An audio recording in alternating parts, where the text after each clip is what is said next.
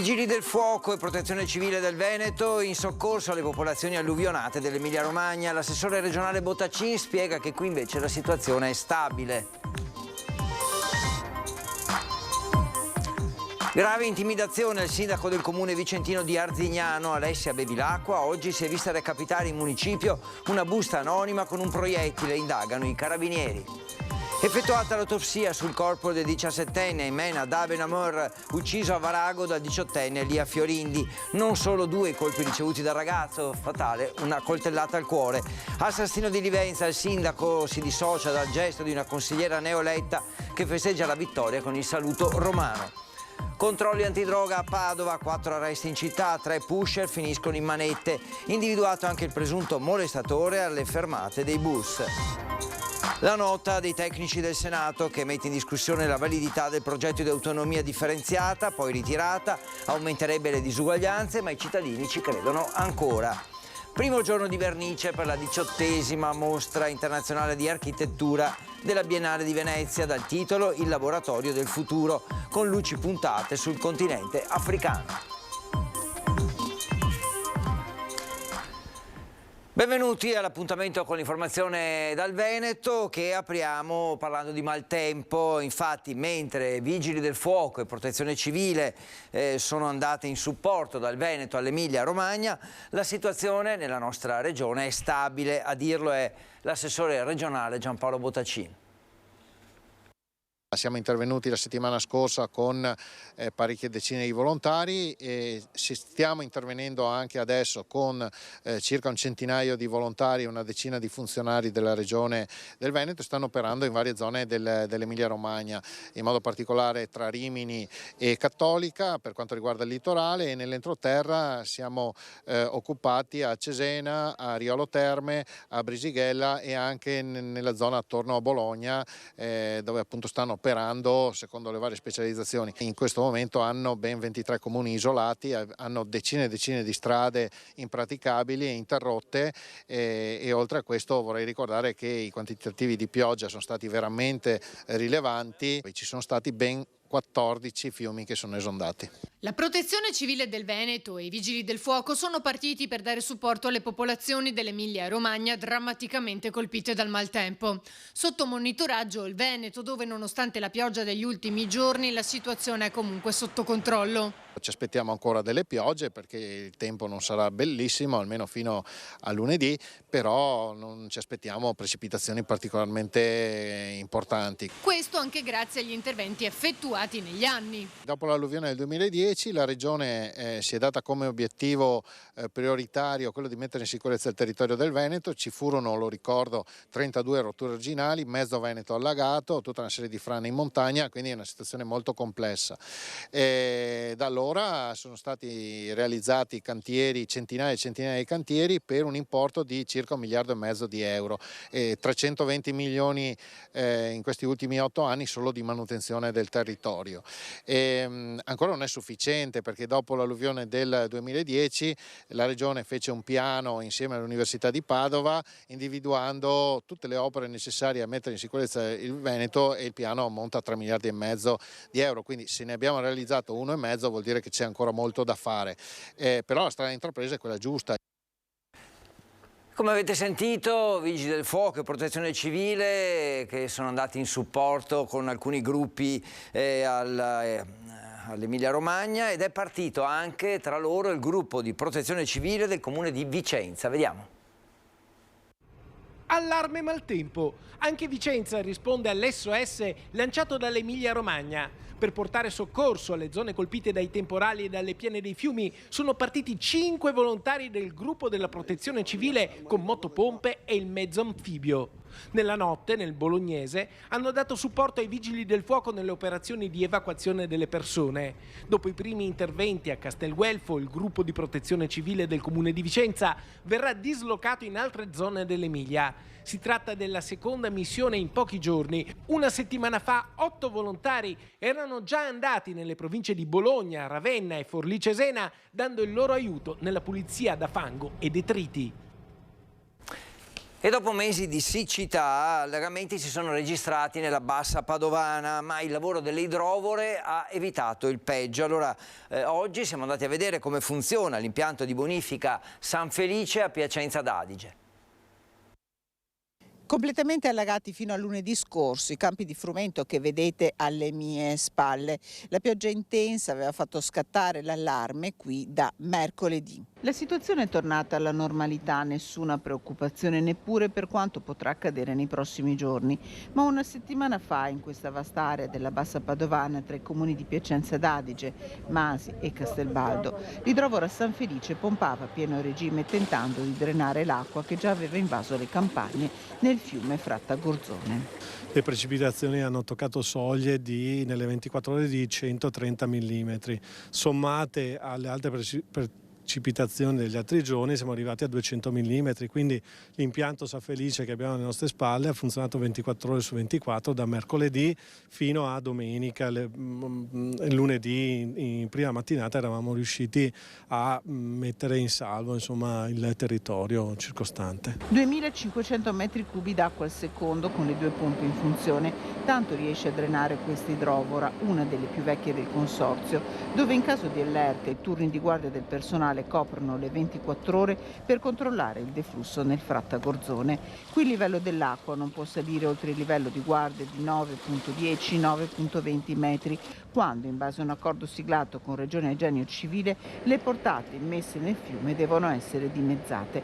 Un sistema di gestione delle acque che ha fatto passi da gigante. Una grossa mano arriva anche dal telecontrollo, in cui la Regione Veneto ha ulteriormente investito dopo la grande alluvione del 2010. I veneziani hanno costruito questo fiume nel 1500, l'hanno scavato nel 1500.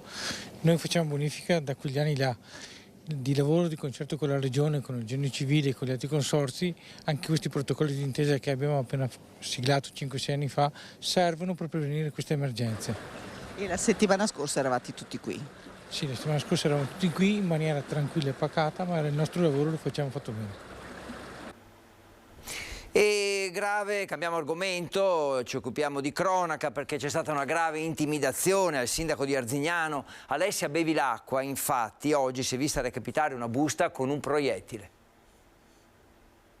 Il proiettile in una busta, una minaccia sottintesa scritta con le lettere di giornale dietro a cui l'autore dell'intimidazione si nasconde, per Alessia Bevilacqua.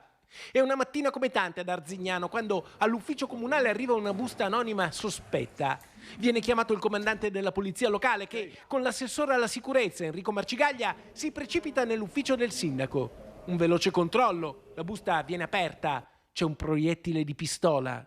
Ricevere un proiettile in una busta anonima è qualcosa che spaventa e destabilizza, però sono serena e continuo a lavorare per l'interesse dei miei cittadini, per la mia città, per il comune che amministro, per garantire sempre la sicurezza e per lottare sempre contro ogni forma di criminalità. Sgomento, incredulità. Il sindaco avverte il questore di Vicenza. I carabinieri intervengono, acquisiscono il proiettile e la busta. Alessia Bevilacqua in caserma presenta denuncia contro ignoti. Il prefetto di Vicenza, avvertito nel pomeriggio, incontra il sindaco di Arzignano, vittima di una minaccia anonima. Ora tutti gli elementi sono in mano alle forze dell'ordine per le indagini. Naturalmente un po' sono spaventata, ma con la mia squadra supereremo anche questo momento. Omicidio di Varago, oggi l'autopsia sul corpo di Aymen Adda Benameur. A ucciderlo un colpo al cuore. Aymen Adda Benameur, il 17enne ucciso a Varago di Macerata, è stato colpito da più fendenti. 2 sono risultati gravi, quello all'addome, un taglio profondo, e quello al costato sinistro che lo ha raggiunto al cuore. Questo sarebbe quello fatale. L'esame autoptico avrebbe anche rivelato altri tagli superficiali alle spalle del giovane. Non ci sarebbero lesioni da difesa. Aymen sarebbe morto pochi secondi dopo il colpo mortale. Intanto continuano le indagini da parte dei carabinieri per far luce su questa tragedia.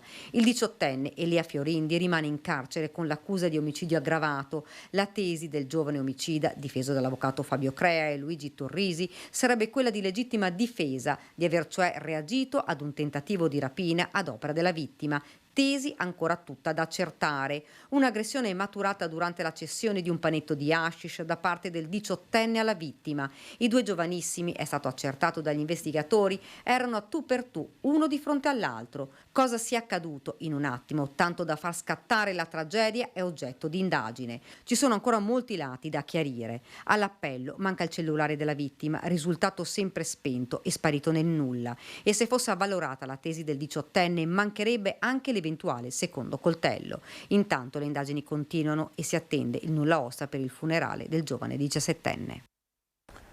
Controlli antidroga, 4 arresti a Padova, individuato anche il presunto molestatore delle fermate dei bus.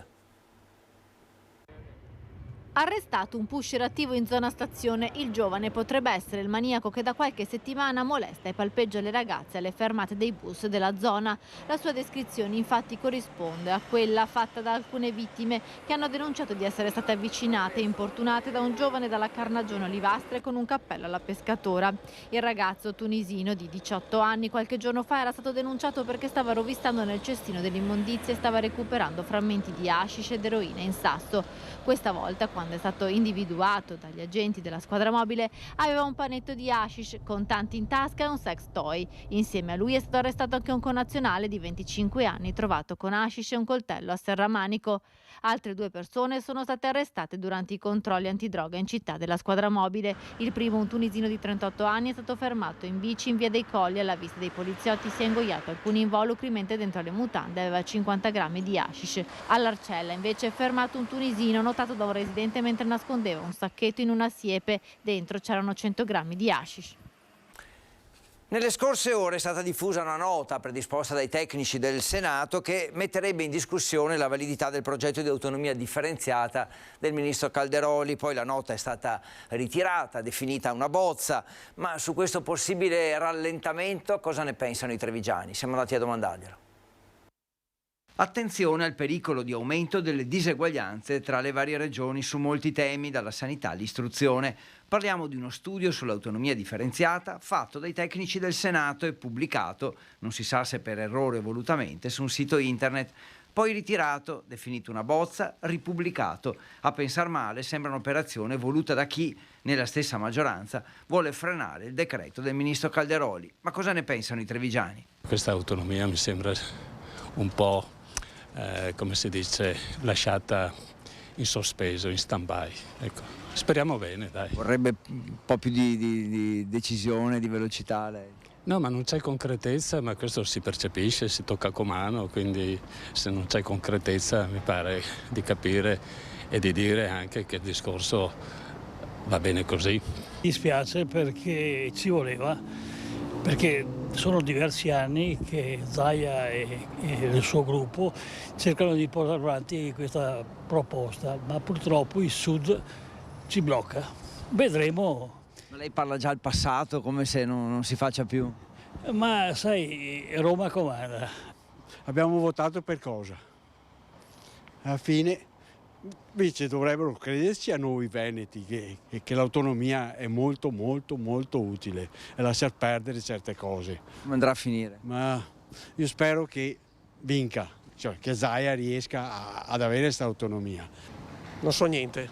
Non le interessa? No, mi interessa, ma non sono... non seguo. Come va a finire? Non ne ho la più pallida idea, guardi. Perché... Aveva votato lei a suo tempo? No, non avevo votato perché non abito qua. Ma l'Italia è fatta così. In che senso? Ci vuole tempo per tutto. Quindi lei non si... A parte che magari lei non è nemmeno favorevole, non lo so. No, io sono favorevole all'autonomia. E quindi secondo lei insomma non c'è da preoccuparsi, prima o poi arriva? No, i tempi sono sempre lunghi. Tornando al maltempo, oggi il Presidente della Regione del Veneto, Luca Zaia, ha firmato il decreto di stato di emergenza per le eccezionali avversità atmosferiche che si sono verificate ieri e oggi nei territori della provincia di Rovigo e della città metropolitana di Venezia. Adesso naturalmente si dovranno anche stabilire, calcolare i danni e stabilire quali sono le zone precise in cui il maltempo ha colpito di più. Ci fermiamo per un attimo, poi torniamo.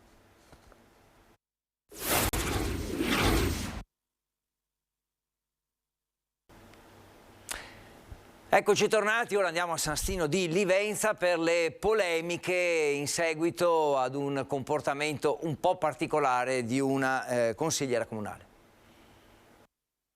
Ci sarà forse un problema culturale all'origine del gesto di Laura Motta, nata in Germania nel 1983, ma a quanto pare a San Stino di Livenza non è la sola.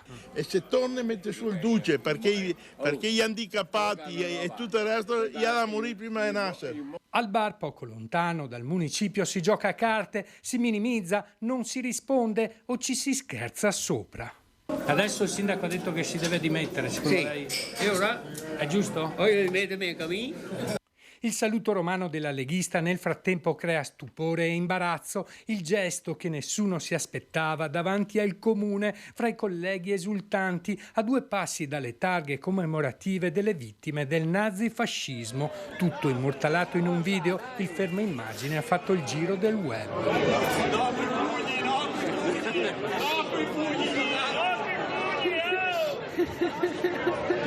Laura Motta non risponde al telefono, al lavoro a Portogruaro dove fa la parrucchiera non è andata, starà riflettendo sul da farsi, dato che per il gesto il sindaco Gianluca De Stefani l'ha invitata a dimettersi. Desidero scusarmi con i cittadini ed esprimere il più vivo disappunto per l'accaduto, afferma De Stefani. Il brutto gesto dal quale mi dissocio assolutamente non appartiene alla mia cultura, alla cultura di questo territorio, alla cultura della lista che rappresento e ai suoi componenti, né al mio modo di fare politica. Ho ricevuto un mandato popolare importante ed intendo onorarlo, trascorrendo tutti i giorni del mio incarico a rispondere esclusivamente ai cittadini. Invito la consigliera a rassegnare le dimissioni.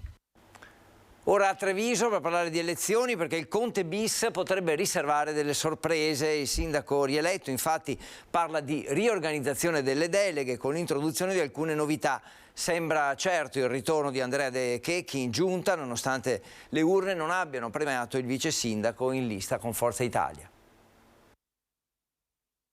Sarà una scelta che compete a me, però al momento non mi sono arrivate richieste, quindi nei prossimi giorni comincerò io a contattare gli alleati per avere una richiesta di desiderata. Insomma, la composizione della nuova giunta non sarà solo un'operazione matematica, un calcolo di pesi e proporzioni. Nel Conte bis è già prevista una riorganizzazione delle deleghe con alcune novità. Ricordo che nel primo mandato abbiamo affrontato insieme alla comunità uno dei periodi storici più duri in assoluto del dopoguerra, caratterizzato dalla pandemia, che ha visto cambiare le sensibilità e le esigenze della comunità, e quindi in base a questo ridisegnerò anche le deleghe, inserirò alcune deleghe che al momento non erano previste, come la delega ai grandi eventi, e quindi stiamo componendo i vari assessorati in base alle deleghe, ma non ho ancora pensato alle persone.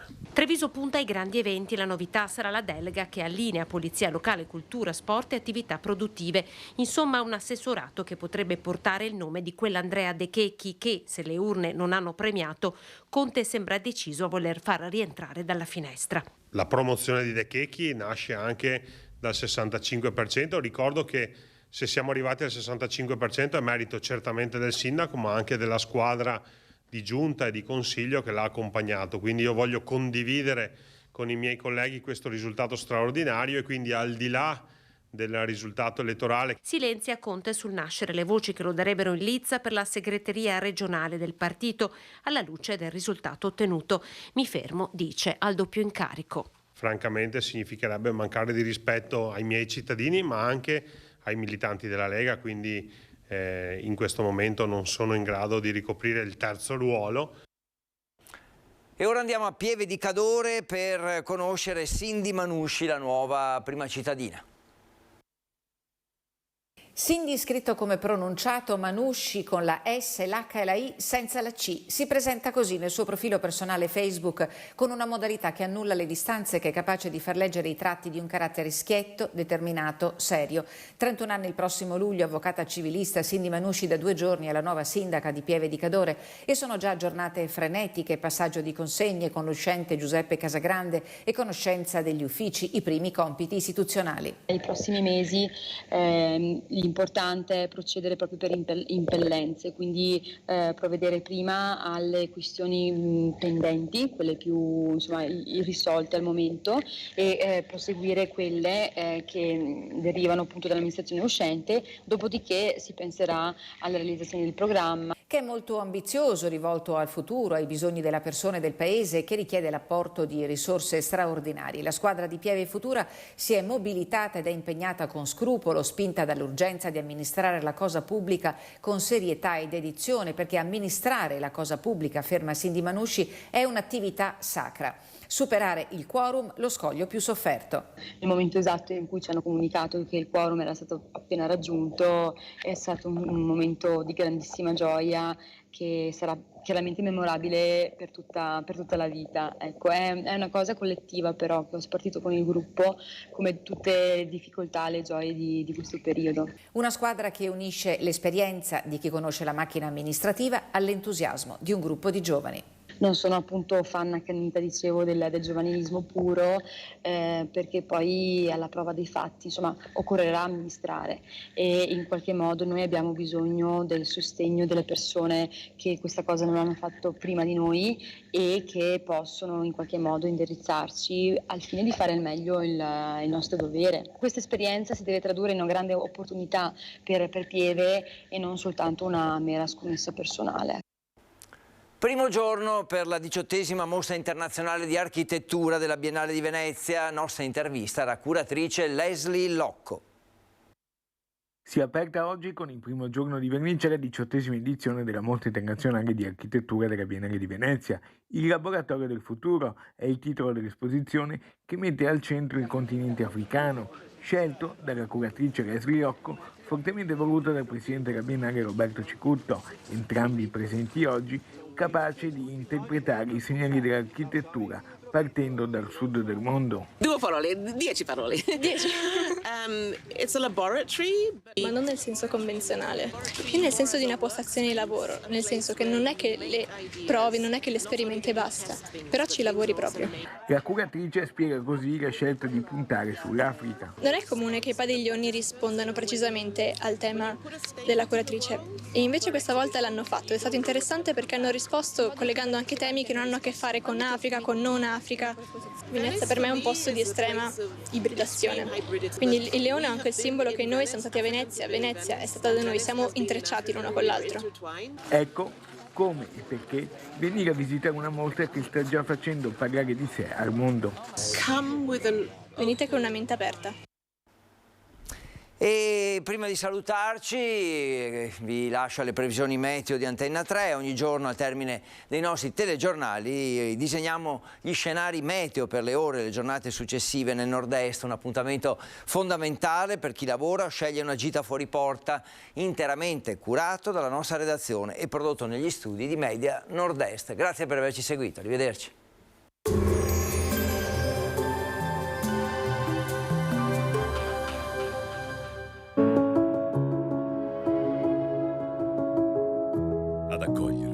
Sarà Conegliano. Bentrovati al meteo. La pressione atmosferica si mantiene decisamente debole su tutto il paese. Sul nostro territorio, tuttavia, il tempo sarà più asciutto. Vediamo il dettaglio di giovedì 18 maggio. Sul Veneto contesto maggiormente stabile, avremo tratti soleggiati, specie al mattino. A seguire cielo molto più nuvoloso, con anche qualche isolata precipitazione sulle zone montane. Venti tesi dai quadranti orientali. Temperature in ripresa, minime tra 9 e 13 gradi, massime invece tra i 16 e i 20 gradi all'incirca. Ci spostiamo ora sul Friuli Venezia Giulia, dove il contesto sarà lo stesso, cielo anche qui nuvoloso, non escluse delle parentesi soleggiate, bassa probabilità di deboli piogge sui rilievi.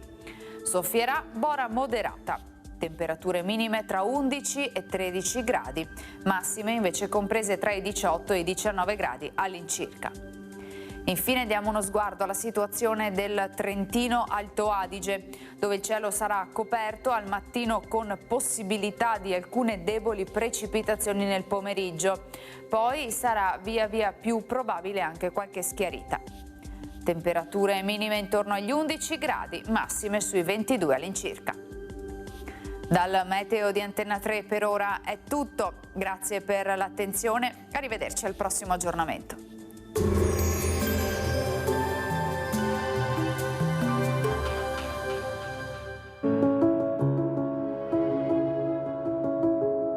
Ad accogliervi sarà Conegliano.